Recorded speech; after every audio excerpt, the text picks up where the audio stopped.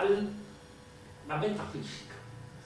La metafísica comienza, diríamos nosotros, con una ontología, es decir, con un análisis del ente, en tanto es ente.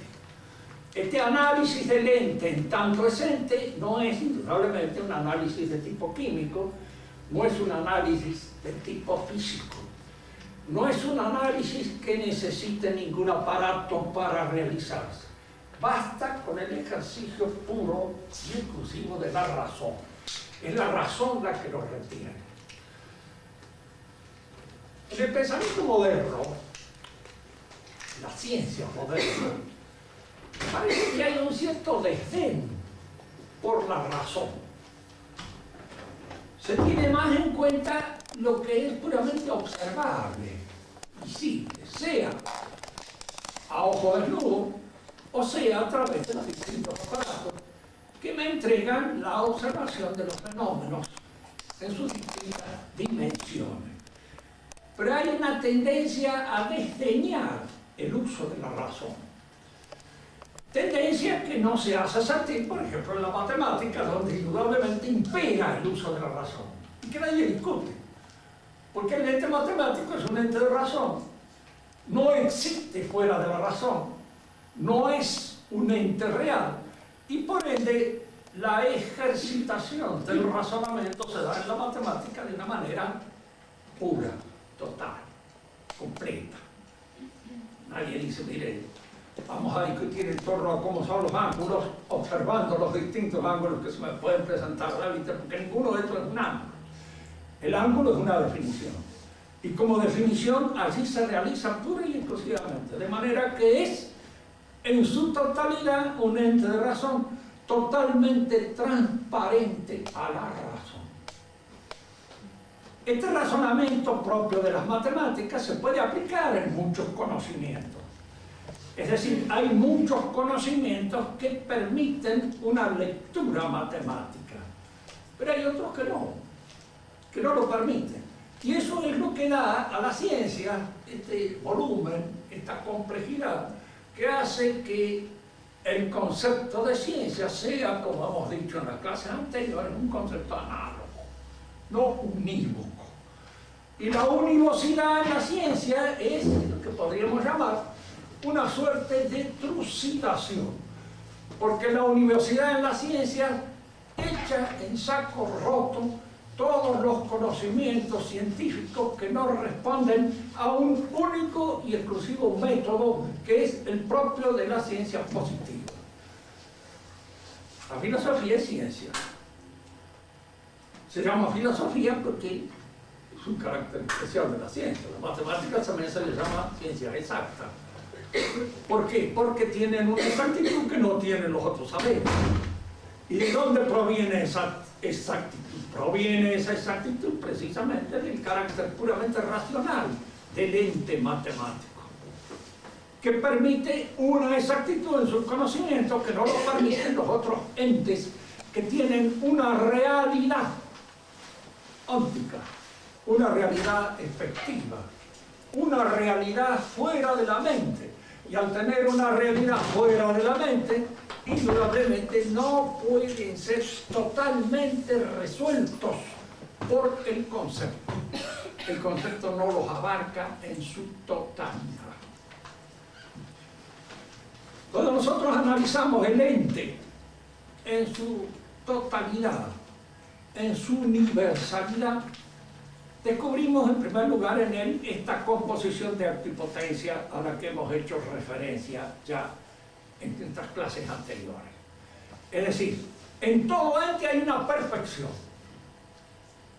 algo que lo hace ser eso que es. Lo que hace que este libro sea un libro y lo que hace que uno de nosotros sea una persona humana es una perfección. Y eso es lo que está en acto.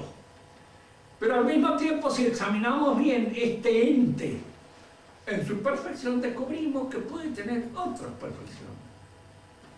O perder perfección, corromperse o perfeccionarse.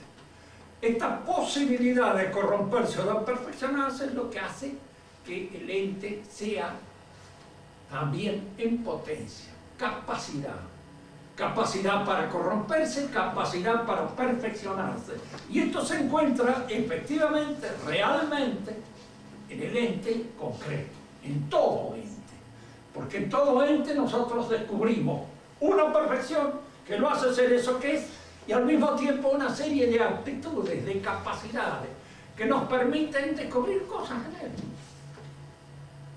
Si, por ejemplo, puedo decir, veo a un hombre y decir, aquí nosotros encontramos un individuo que tiene talla para hacer tal o cual cosa. Y podemos utilizarlo en esta o en esta otra tarea. Yo descubro en él una aptitud. Me puedo equivocar, puedo no tenerla, pero el descubrimiento en él de esa capacidad es el descubrimiento de una potencia, de una posibilidad. Ahora, hay que distinguir entre potencia real, ¿sí?, y posibilidad lógica. Ya después vamos a ver de dónde surge esto. Pero no hay que confundirla. Les decía yo un ejemplo muy simple y muy claro. Toda mujer puede ser mamá, así en esencia. Pero algunas pueden no serlo.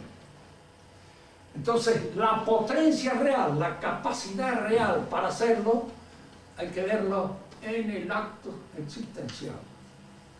No se puede deducir de la noción puramente abstracta las capacidades que puedan tener. Esta deducción de una cosa puramente abstracta es algo que trae como consecuencia una serie de errores muy típicos de la época en que vivimos, en el que se confunde lo que es existencial, propio del ser, del acto, de aquello que es puramente potencial o propio de una esencia. Les explicaba yo cómo no se pueden deducir los derechos que tiene un hombre de la definición de hombre, de la idea puramente abstracta. Porque entonces usted concede una serie de derechos que, cuando se llega a la práctica, suceden como decía Mirabeau durante la Revolución Francesa. Dice, cuando se codifiquen todos estos derechos no queda ninguno, o quedan relativamente tan pocos que los demás van a pegar el grito en el cielo cuando se den cuenta de que esta declamación acerca de los derechos del hombre es una declamación puramente teórica, abstracta, en el aire. Falta la concreción real, porque falta la codificación efectiva, que es aquella que reconoce el derecho efectivo, existencial, que este hombre se conquista, logra, adquiere, como consecuencia de su perfeccionamiento, de su actualización. Aquí es donde nos encontramos nosotros con esto que ya habíamos iniciado, pero que ahora lo vamos a retomar. Cuando nosotros examinamos el ente y nos preguntamos qué es lo que realmente es en el ente, ¿qué lo hace ser realmente eso que es? Dicen que la tendencia inmediata de nosotros, la tendencia casi natural, es a favorecer y a enfatizar los aspectos puramente sensibles de la realidad. Porque tiene consistencia, sustancia, lo que resiste al empuje, lo que de alguna manera se para, nuestro, lo que puedo tocar, ver. O decía Tomás Dídimo, si no toco, si no pongo mis dedos en la llave, no voy a creer. ¿Por qué necesitaba ese aliciente y esa constatación total de lo sensible? Porque lo primero que ocurre en nuestra inteligencia, nosotros no estamos formados en una realidad sensible, del orden puramente sensible frente al cual nos descubrimos existiendo. Nosotros podemos sacar una serie de inducciones que nos permiten constatar también la existencia, más allá del orden sensible, de un orden inteligible. Y les he explicado a ustedes cómo esto se observa en el movimiento mismo de la ciencia. Toda ciencia parte de la realidad sensible. Y aquí parte. Pero de la realidad sensible yo subo hasta obtener una noción o una ley que ya no está en la realidad sensible. En la realidad sensible existe Pedro, Juan, Héctor, cualquiera. El hombre no existe en la realidad sensible. El hombre es una noción universal que se encuentra aquí, en el orden inteligible. Y la ciencia, fíjense, no versa sobre lo individual concreto, sino sobre lo universal, abstracto. Por eso nuestro conocimiento de lo concreto es siempre un conocimiento asintótico. No logramos penetrar la concretidad de lo real. Hay una tendencia en el pensamiento moderno que nace precisamente con el existencialismo y especialmente en un pensador cristiano, Taner, de querer, diríamos, penetrar en lo concreto. Es decir, un poco decir, volvamos a lo que es concreto. Y hay una tendencia a querer abarcar conceptualmente lo concreto. Pero ustedes hagan una pequeña y sencilla idea. ¿Tienen ustedes un concepto que diga exactamente quién es este señor o esta señorita que está frente a mí? Fíjense que todo lo que digan es universal y abstracto. Es rubia, hay muchas rubias. Morena, hay muchas morenas. Es baja, es alta. Gorda, flaca, etcétera, etcétera. No digamos gorda porque se pueden ofender.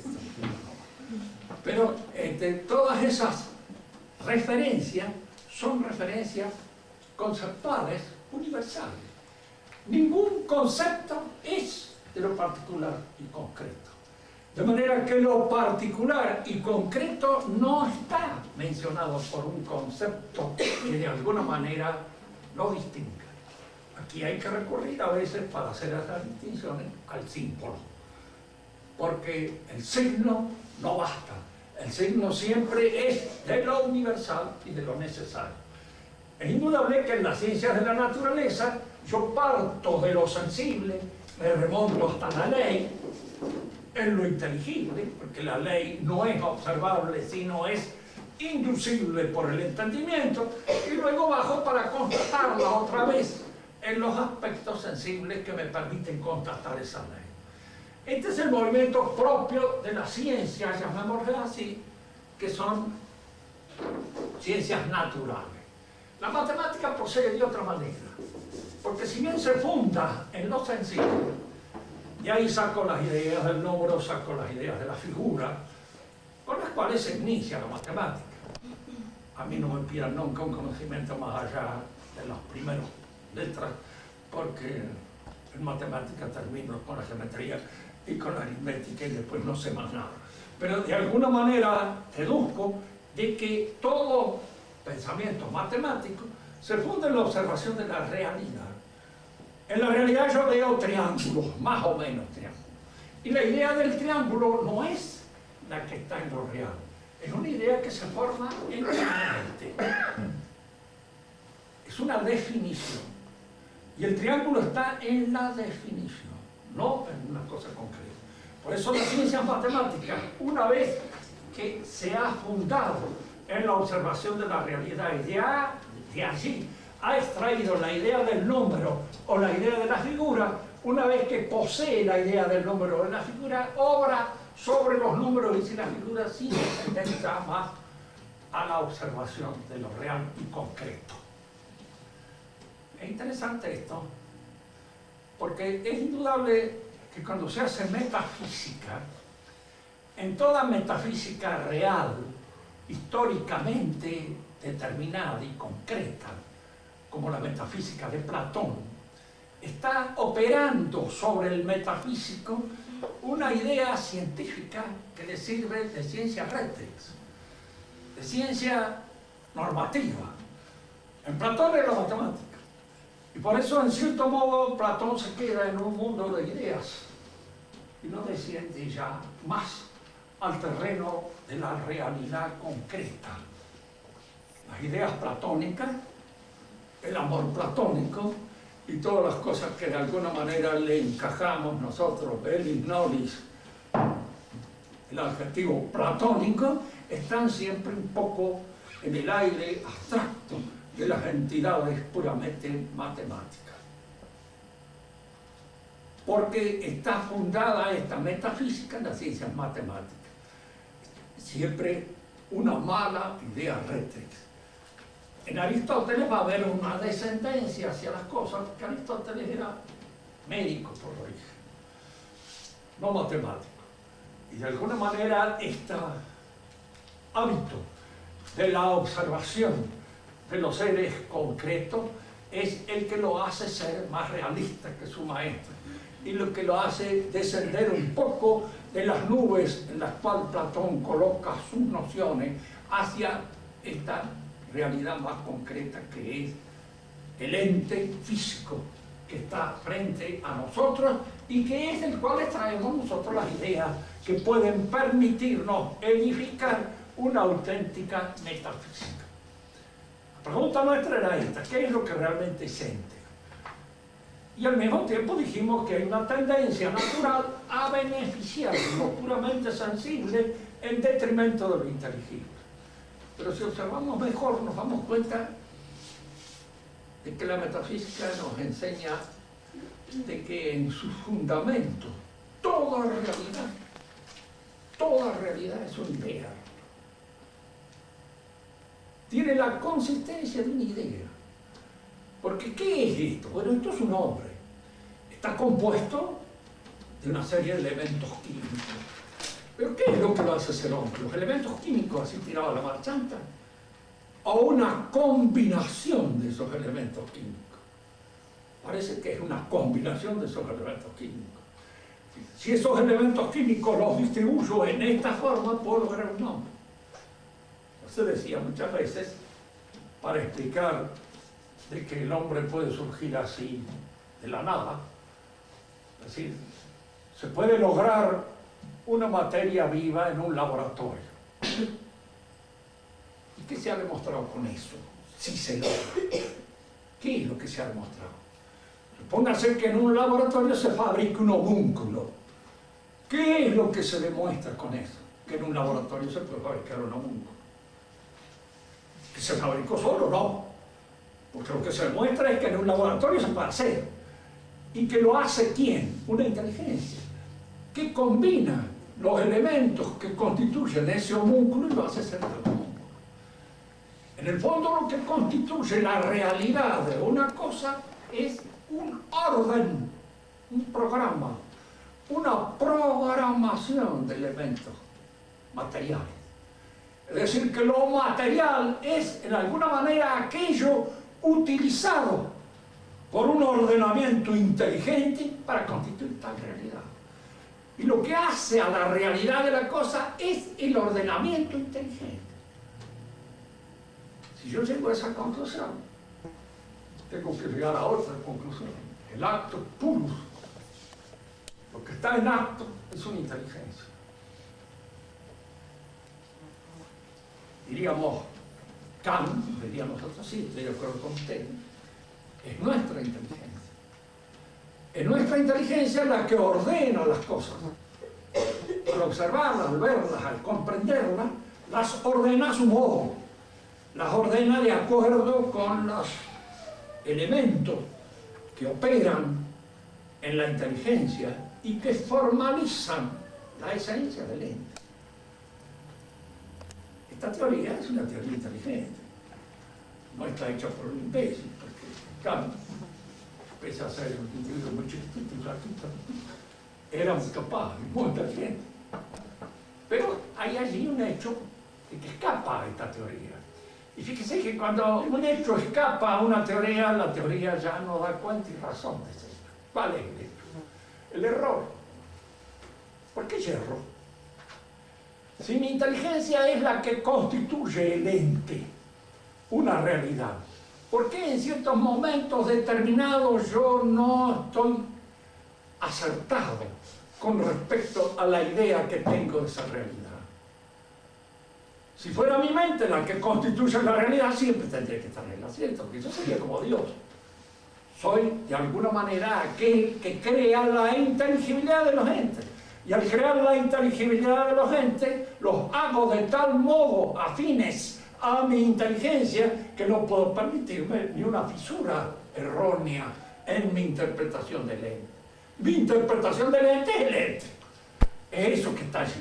Entonces, si mi interpretación del ente es el ente, no hay error. No puedo cometer errores. Y si cometo errores, tengo que cambiar la teoría, porque no está de acuerdo con lo que me dice a mí el sentido común, cosa que es el menos común de los sentidos, según dicen los buenos filósofos.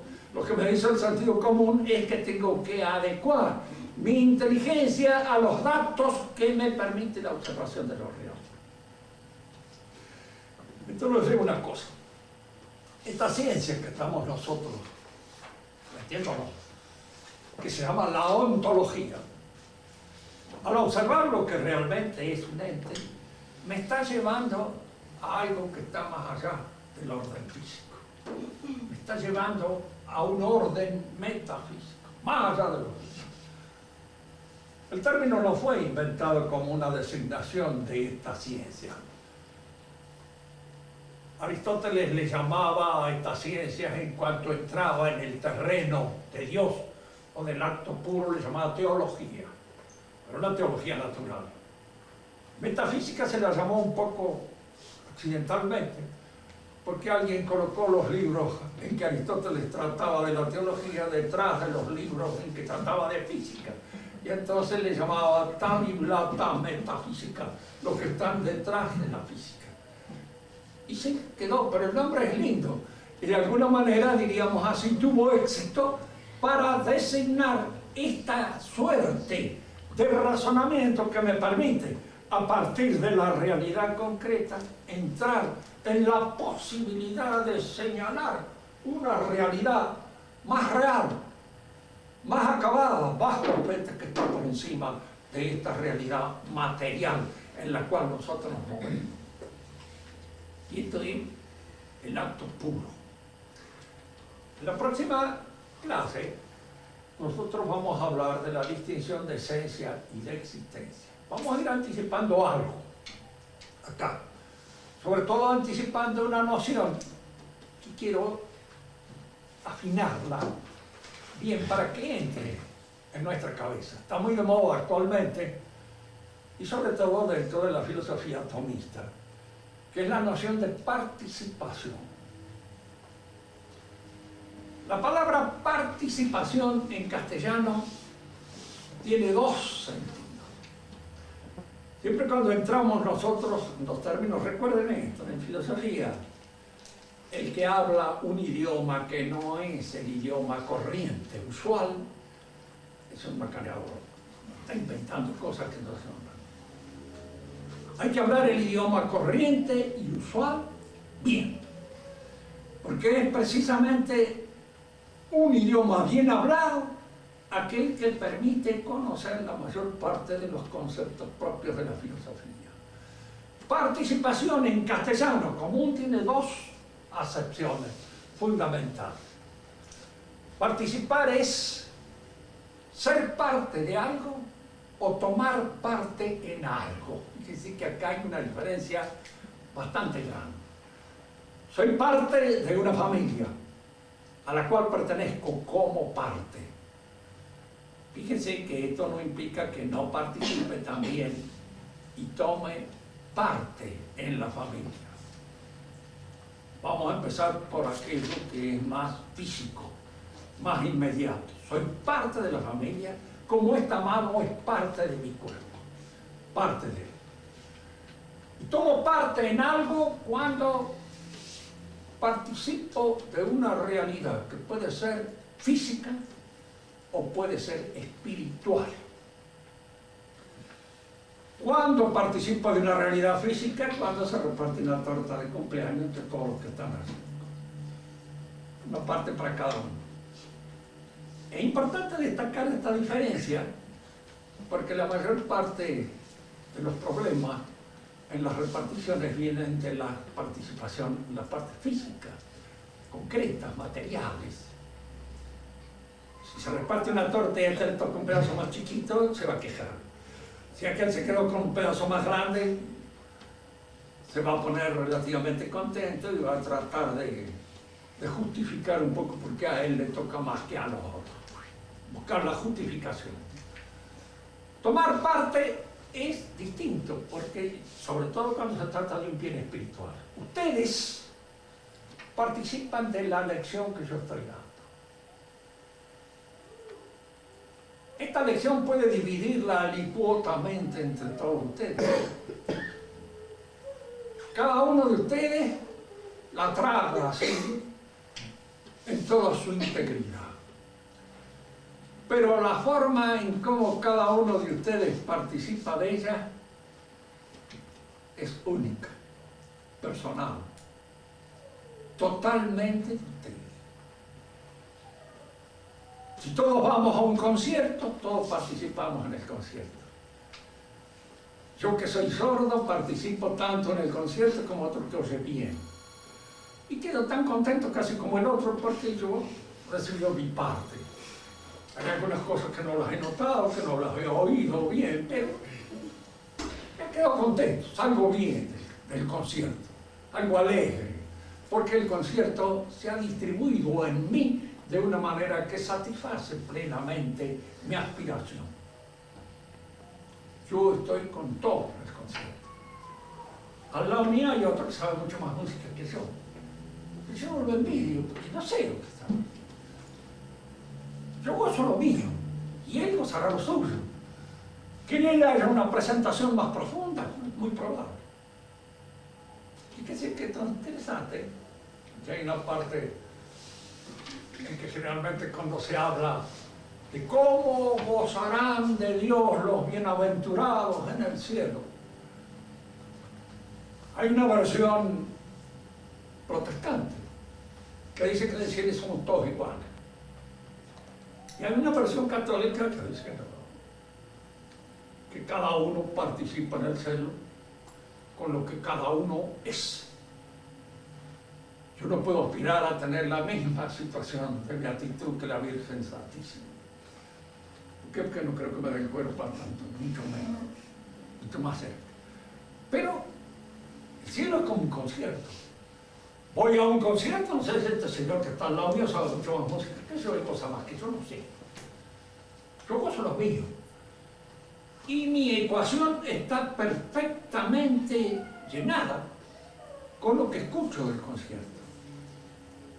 Yo observo y participo en el concierto con todo lo que soy. Y todo lo que yo soy está satisfecho con esa música que escucho. Todo lo que son cada uno de ustedes participan de esta lección. ¿Quién es el que profundiza más o menos? Es una cuestión personal, que cada uno de ustedes verá y comprenderá. Si sale conforme, es decir, sí, yo entendí lo que decía, está bien, ha llenado su cuota, y de alguna manera yo he llegado a hacerme comprender por esa persona. Que esta persona me comprendió más que aquella penetró más, que aquella sacó una serie de conclusiones que esta otra no alcanzó a ver o no vio. Eso es un misterio propio de la participación espiritual. Digo esto porque indudablemente nosotros, como criaturas, estamos sostenidos por la inteligencia y la voluntad de Dios. Él nos crea y Él nos sostiene en la realidad. Y nosotros participamos de su ser, participamos de lo que Él es. ¿En qué medida participamos nosotros? Bueno, aquello depende de la plenitud y de la generosidad con que vivamos la plenitud de nuestra vida. Porque hay gente que se refugia en sus placeres más chicos, más mezquinos, más reducidos, más puramente sensibles, y se niegan a entrar, diríamos así, en una corriente de generosidad que pone a veces en peligro su comodidad, que pone en peligro lo que constituye ese hábito de atenerse a aquello que me conviene, aquello que me es útil en cada caso. Y entonces la participación del ser es más pequeña, más chiquita. Digo esto porque ustedes por ahí se van a encontrar con filósofos, llamémosle como ciegos. Yo no les suelo llamar filósofos a todos los filósofos modernos, porque a mí me da la impresión de que son más bien poetas que filósofos. Inventan un pensamiento en torno a lo que, pero no filosofan en el sentido social, cabal, que tiene la verdadera filosofía. Ustedes van a oír incluso a veces los profesores, que aprenda a filosofar por su cuenta.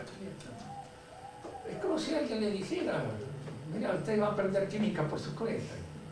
No estudie lo que han dicho los otros. Usted por su cuenta va sacando. Sí, imposible. A nadie se le ocurre semejante disparate en materia del conocimiento de la ciencia positiva.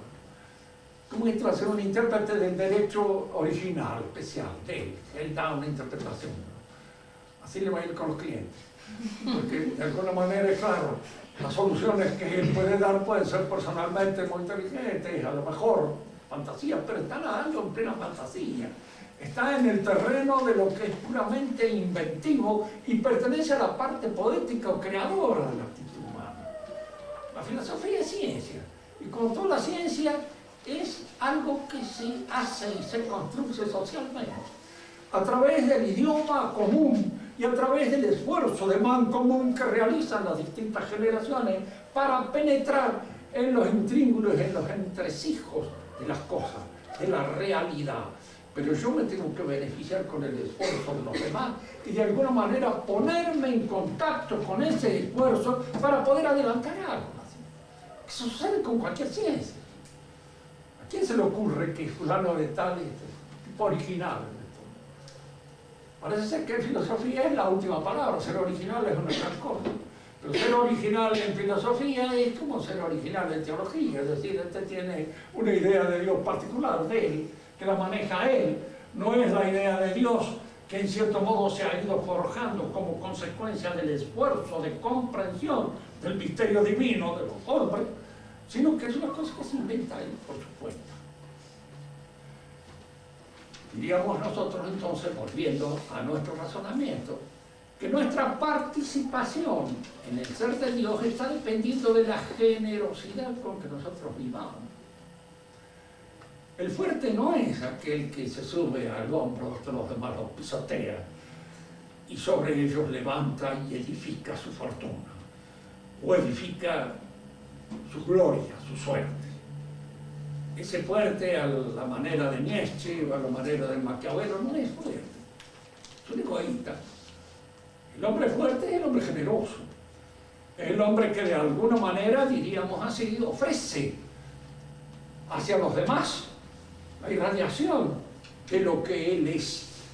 Y en este sentido, fíjense, el ejemplo que nosotros tenemos siempre es Cristo. El ofrecimiento de Cristo es total. Incluso como materia de comida se ofrece, para que lo comamos. Y al comerlo lo incorporemos a nuestra realidad. Y al incorporarlo a nuestra realidad vayamos cristificando nuestro cuerpo, nuestra sangre, nuestra carne, para hacerla una carne, una sangre trascendente, como la de él. En este sentido, la participación de los bienaventurados en el cielo depende de la generosidad con que cada uno de nosotros ha vivido sus propias virtudes. Y esto, yo lo estoy diciendo. Si alguno de ustedes le dijera, ¿con qué autoridad? Así yo lo digo. Personalmente soy bastante desde el, como le diré, bastante deleznable, de manera tal de que no es esto el resultado de una experiencia personal, es simplemente el resultado de una reflexión. Como resultado de una reflexión me parece adecuado, pero muchas veces somos más generosos en la reflexión que en la realidad concreta, de entregarnos a un sacrificio auténtico y cabal. El acto puro es Dios. En Dios no hay limitación de potencia. En Él no hay capacidad para esto o para lo otro. Por eso en Él tampoco hay tiempo. En nosotros hay tiempo. Digamos dos palabras acerca del tiempo para terminar la reflexión de esta noche. El tiempo real es ahora y nunca más. And nevermore. No decía así, poema de Edgar Allan Poe. Hoy y nunca más. ¿Por qué? Porque el pasado lo vemos ahora. Y al futuro lo estamos desde ahora considerando como una perspectiva. Pero el futuro todavía no es y el pasado ya no es. Y esto que pasó, pasó, definitivamente. No vuelve más. Y siempre nos encontramos en este elemento puntiforme, que es el instante. El instante en que vivimos. Fíjese que en el orden así de las civilizaciones hay tres actitudes frente al tiempo que son observables en tres pueblos diferentes. Tres pueblos teológicos. El pagano, el judío y el cristiano. Para el pagano el tiempo verdadero, el verdadero tiempo es el que pasó. De manera que incluso todos los actos de su liturgia es revivir el mito de origen, es volver al principio. ¿Por qué? Porque en la mentalidad del pagano está actuando el recuerdo del paraíso. El paraíso fue el punto culminante de toda la vida humana. Lo demás es decadencia, lo demás es un venirse abajo, lo demás es esa especie de dispersión del tiempo histórico. Los griegos despreciaban el tiempo histórico, porque el tiempo histórico es el tiempo de la muerte. Es el tiempo en que el hombre se disgrega, en que el hombre se disuelve en la realidad. Por eso el griego llamará siempre a los hombres los efímeros. Y los efímeros son aquellos que viven y ya no son más como las hojas de los árboles. Es una comparación que está en Homero, en repetidas oportunidades. Un retorno al tiempo pasado, ese es el objetivo fundamental de la religión pagana. Fíjese que no hay en esto total falsedad. ¿No? Vamos a ver en qué consiste su falsedad. Pero hay un recuerdo del paraíso, hay un recuerdo de la edad de oro, de esa edad de oro que está en el sueño de Daniel, es decir, en el sueño de Nabucodonosor, interpretado por Daniel, y que está, diríamos, en Hesíodo y en los demás autores paganos que hablan de esta edad primitiva como una edad en la que el hombre era mucho más grande, más generoso, más total. En la Odisea leemos muchas veces este hecho. Héctor alzó una piedra tan grande que difícilmente la pueden alzar dos hombres de oro. ¿Por qué? Porque Héctor estaba más cerca de la edad de oro y por eso era más poderoso y más fuerte. Esto es cierto, podemos decir que históricamente no, pero era la forma de pensar típica del pagano. El que rompe esta idea de un retorno a una época primordial es el pueblo de Israel. Fíjense que hay que hacer una distinción siempre que nosotros tratamos en esta cosa entre lo que es el Israel del Antiguo Testamento y lo que es el Israel del Talmud o el Israel a partir del advenimiento de Cristo. Son dos cosas diferentes, distintas, porque en uno hay una expectativa. Algo va a suceder en el tiempo. Y entonces el israelita es el hombre de la esperanza, el hombre de la expectativa, el hombre que está a la espera de algo que va a venir, de algo que va a llegar, de algo que se va a producir en la historia más adelante. Yo creo que incluso en la mayor parte de los judíos actuales, a veces de una manera más o menos secularizada, sigue siempre predominando esta idea. Son progresistas, por naturaleza. Y creen en que el futuro les reserva algo mucho mejor que el presente. Y fíjense que esta manera de pensar tan carnalista del tiempo por venir se ha metido en casi todos nosotros. ¿Para quién gobierna el señor Menem? Para el año 2000, ¿no? O para el 2000 y pico, tal vez para el 3000, y en cuanto descuide está gobernando para el 4000. Desgraciadamente no gobierna para ahora, que es donde debería gobernar, porque es lo que tendría que hacer, realmente y efectivamente. Es decir, este progresismo, esta esperanza puesta en el tiempo que va a venir, es una esperanza muy judaica, y que el judío ha transmitido, de hecho, a casi toda nuestra civilización. La ha impregnado de esta. El pagano es el hombre del pasado. El hombre para quien todo tiempo que ha pasado fue mejor. Y en cierto modo ese retorno al pasado es lo típico de la liturgia pagana. Revivir los mitos de origen, nacer con el mito, rehacer en el mito la fuerza o recuperar la fuerza original. El judío es el hombre del futuro, es el hombre que espera, es el hombre que espera el advenimiento religioso. Por eso rompe lo que podríamos llamar el círculo del eterno retorno de la forma de pensar pagana, que es circular. Rompe con un sentido directo, destruye ese círculo y lo reemplaza por una línea que va hacia el futuro. Lo importante está en el futuro, en lo que va a venir, en lo que va a llegar. El cristiano, diríamos, es el hombre para quien el tiempo mesiánico está. Está ahora. Ahora y nunca más. Fíjense, yo siempre tengo como santo predilecto al buen ladrón, a San Dimas, que espero que también ore por mí y me salve en el último momento de su vida. No porque yo sea chorro, pero de alguna manera soy argentino y tengo miedo de ser más chorro de lo que creo. Pero el buen ladrón es el hombre que se salva. ¿Ya? ¿Cuándo? Ahora, cuando él da la palabra de afirmación.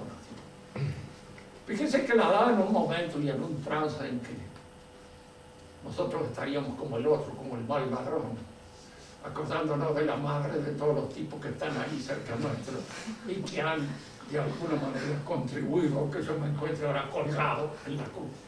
Pero este hombre que está colgado en la cruz es la situación más violenta que se le puede pedir a un hombre que le reconoce la divinidad, este que está al lado, este que está acá al lado mío y que padece lo mismo que yo, este no es igual que yo. Este es algo que yo, ¿cómo lo adivina? ¿Cómo lo ve? ¿Cómo lo observa? ¿De qué manera estos ojos están abiertos para permitirse el lujo de observar esa realidad divina que agoniza y que está agonizando junto a él? Realmente es una situación única, una situación que él coge por los cabellos en ese momento y reconoce la divinidad de Cristo. Se salva. ¿Por qué? Porque el cristiano es el hombre del momento, el hombre del instante, el hombre en quien lo esencial es ahora. ¿Cuándo debo elegir?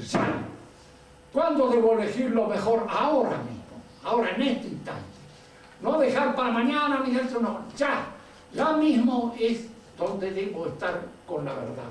Ya mismo es cuando debo estar con aquello capaz de salvarme. Ya mismo debo hacer el reconocimiento de la divinidad de Cristo y con el salvarme. Porque es el instante lo que a mí me permite realizar. Y Dios se realiza también en un instante. El misterio más profundo para nosotros es pensar cómo somos o cómo seremos cuando nos encontremos en la dimensión de la eternidad. Porque eso es nada fácil de entender. Yo confieso que es el misterio que me supera en muchísimo. No logro entenderlo nunca del todo bien. Se habla del misterio de la eternidad como tal vez el más escalofriante de todos los misterios, pero el más escalofriante es este. porque es más difícil de ver cómo este cambio de dimensión, este paso del tiempo a la eternidad será. ¿De qué manera será? ¿Cómo puedo yo llegar a ser feliz alguna vez en mi vida? Es un tema, diríamos, para meditar. Están las promesas de nuestro Señor Jesucristo. Es dogma de fe, de manera que nosotros tenemos que creerlo como discípulos de la Iglesia. Pero entenderlo, eso es difícil. Allí es donde nos encontramos siempre frente al misterio. La filosofía sirve para develar un poco los misterios en el uso teológico de las nociones filosóficas. Pero develar un poco y aproximarlo un poco al misterio no es descubrirlo en su totalidad misteriosa, porque esto nos ocurrirá más adelante, cuando nos demos cuenta. Y sepamos incluso quiénes éramos, porque por el momento ni siquiera conocemos bien el nombre que Dios nos ha dado a cada uno de nosotros. ¿Alguno tiene alguna pregunta que hacer? Una cosa, porque a veces la pregunta que uno se hace es decir, bueno, ustedes son tomistas. ¿Por qué son tomistas? Porque tomamos ¿Qué es el tomismo? Tomamos la filosofía. tomamos vino. Y la filosofía moderna no es filosofía, es poesía. Es poesía, alguna de muy buen calibre, interesante, linda, para aquel que trata de ver y de observar un juego intelectual. Pero a veces no es nada más que eso, que un juego intelectual. Jean-Paul Sartre, yo siempre se lo recomendaba a veces cuando tenía algún alumno o una alumna así que un poquito chiflado. Yo le decía, léalo a Jean-Paul Sartre, que es una invitación al vómito que le va a sacar la indigencia, si lo provoca. Y si no, le digo, que sé con Jean-Paul Sartre, así tira la chancleta del todo, total, más al suelo no se pasa. Pero le digo, es muy lógico, es una lógica terminante, terrible. Y como lógico, es el hombre que prefiere el absurdo al misterio. Porque fíjense que nosotros tenemos que elegir entre el absurdo o el misterio. Nuestra vida es misteriosa, nuestro destino es misterioso. Es misterioso todas las cosas que Dios incluso nos ha revelado acerca de nuestro destino y de nuestra vida. Pero si nosotros abandonamos eso, lo que nos queda es el absurdo total. ¿Qué somos? Este animal complicado, imbécil, que no hace nada más que arruinar incluso hasta sus instintos, los echa a perder por culpa de esa imaginación alocada y chiflada que entra en contacto con todo el dinamismo de su instintividad y la arruina. Es la cosa absurda. Cuando uno lo pone enfrente al absurdo, es una cosa así. O elijo esto, o elijo el misterio. A mí no me cabe ninguna duda, prefiero el misterio. Me doy cuenta que no lo entiendo del todo muchas veces. Bueno, ¿qué lo hacemos? Tratamos de arrimarnos en lo posible. La Iglesia nos ayuda.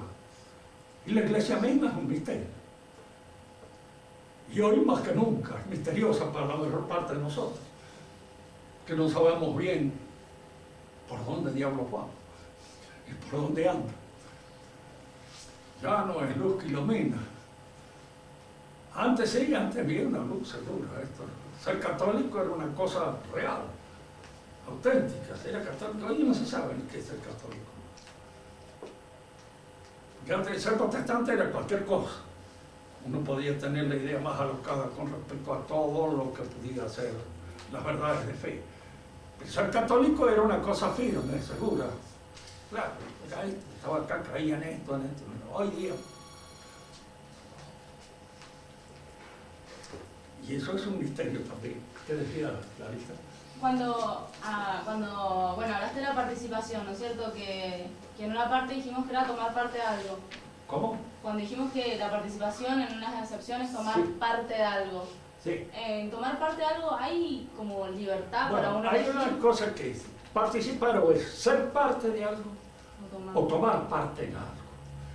Soy parte de una familia. Tomo parte en un concierto, pero sin ser parte del concierto, porque lo estoy escuchando nada más, ¿no es cierto? Y entonces, en ese sentido, diríamos así, es cuando ya se trata del bien espiritual en el cual participo. Ahora, esos bienes espirituales en los cuales cada uno de nosotros participa con toda su realidad. Y es en esa realidad, porque cada uno de nosotros, gracias a Dios, somos desiguales. Esa idea de la igualdad en los hombres es una idea matemática. La igualdad se da en las matemáticas nada más. Fuera de la matemática no hay igualdad. Ustedes pueden decirle así con toda seguridad, mire, ni un piojo es igual a otro. Ustedes recuerdan esa de los lunáticos de Chesterton cuando el que estaba observando las gotas de agua, todos iguales, dice. Y entonces el otro le dice, no, le dice, mira bien. Y vas a ver cómo en esta el sol se divisa de una manera y en esta otra de otra. Y es en la desigualdad donde vas a encontrar el gusto por la vida.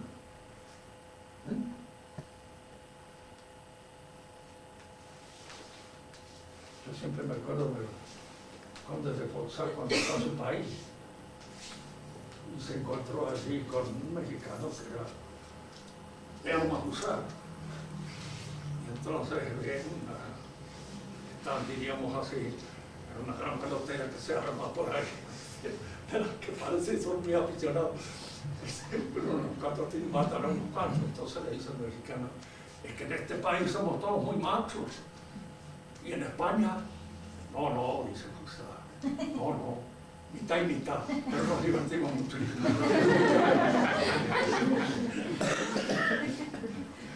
Porque si fueran todos iguales, Dios me libre, lo aburrido que sería el mundo. Por eso cuando hablen de algo, se me ponen los pelos de punta cuando pienso que las mujeres pueden ser iguales a los hombres, Dios me libre. ¿Cómo uno se casa con una mujer que es igual a hombre? Puede ser algo asqueroso. No habrá ni pensarlo. Siempre el conveniente es que a cada señor su honor, que cada uno es desigual. Y precisamente diríamos la verdadera justicia está en descubrir lo propio de esto, lo que lo hace, lo que lo distingue, lo que lo hace diferente a los demás, no lo que lo hace igual. Y esa es tarea de aburrido. Porque en el amor que uno puede sentir por una mujer es cuando descubre precisamente aquello que la diferencia de todos los otros. Lo descubre. Y el amor es descubridor, y eso es lo que le permite descubrir. De tanto lo descubre y es de tanto la distingue y la destaca y la concibe aparte. Bueno. Pero, Tata. Sí, señorita. Por ejemplo, uno puede decir, yo elijo tomar parte de algo, o uno, aunque no quiera... Y a veces uno elige. A veces se elige. No siempre. A veces no se puede elegir. Pero a veces se elige. Diríamos, eso es lo que se llama el libre arbitrio, la libertad de elección. ¿No es cierto? Es cuando uno está libre para elegir esto o lo otro. Sí.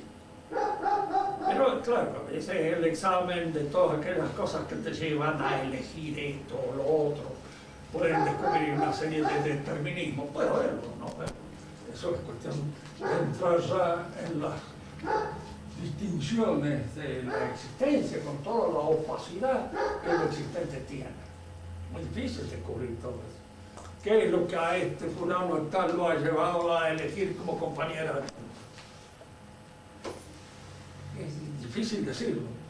¿Por qué? Porque, qué sé yo, allí se entrecruzan tantas aspiraciones, tantos apetitos, tantas ideas, tantas fantasías, etcétera, etcétera, que es muy difícil poder decirlo.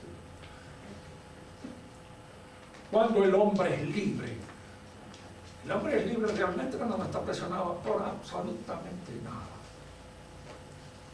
Entonces había ese existencialista que se casó precisamente con una mujer que le repugnaba particularmente para demostrar su libertad. No me gusta nada, no me atrae, pero precisamente por eso, porque soy libre, me caso con ella. Así le fue. porque es la libertad del absurdo, ¿no?